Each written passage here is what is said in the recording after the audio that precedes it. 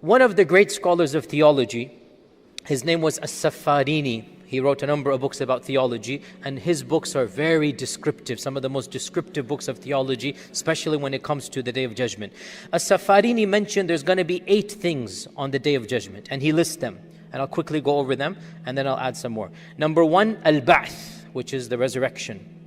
Number 2, An-Nushur, which is when you come out of your grave, you're going to run helter-skelter. You're going to be nasharas to run around.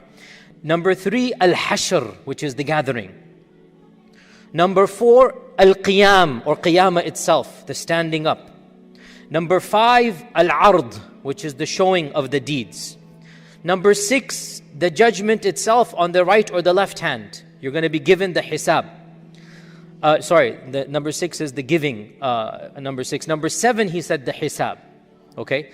And number 8, he said al-mizan, the scales, the setting up of the scales. He didn't put it in order, he's just saying these are 8 things that are mentioned. So وَنَضَعُ الْمَوَازِينَ الْقِسْطَ, we're going to place the scales. So the placing of the scales is one of the things on Judgment Day, for example. Now, in this list, he actually did not mention many things. Of them is going to be our topic for today, the blowing of the trumpet, which will happen on Qiyamah. Of them, he did not mention something that is in the Quran, and that is the coming of Allah subhanahu wa ta'ala. وَجَاءَ رَبُّكَ وَالْمَلَكُ صَفًّا صَفًّا. Allah and the angels will come lined up in rows. This is on Judgment Day. He also did not mention the beatific vision, which is the English term for the ru'ya, the seeing of Allah subhanahu wa ta'ala. He did not mention the shafa'ah. It's not mentioned in his list, and the shafa'ah will form a huge topic in our series, inshallah ta'ala. He did not mention the hawd, and the hawd is translated as the cistern or the pool. Cistern, not sister, cistern, C-I-S-T-E-R-N, which is a pool of water, the cistern. He did not mention the sirat. He did not mention the wurud, which we'll talk about, and he didn't mention the qantara, which will be our final lecture, because we know in one hadith, the qantara is the final plain before the gates of heaven. There is an open area before the gates of Jannah. To the back is Jahannam, and to the front is Jannah. And there will be a mini hisab on the qantara, as we're going to talk about, jumping the gun here.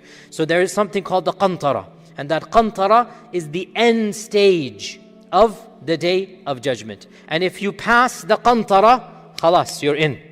Okay? So there's a phrase in Arabic, يعني tajawuz al-qantara. It's like, okay, he's in. Because once you pass that, alhamdulillah, there's no going back. But the qantara is still, there will be some people pushed back in. There will be some people, Jahannam is right behind them, and so they manage to cross over, but there are certain things they have to deal with, so we're going to get to that when we get. So he doesn't mention those ones, and that's what we will be doing. So this is the brief table of contents for, inshallah ta'ala, the next 2 or 3 or 4 months, however long that we take in this series. May Allah give us life and beneficial knowledge.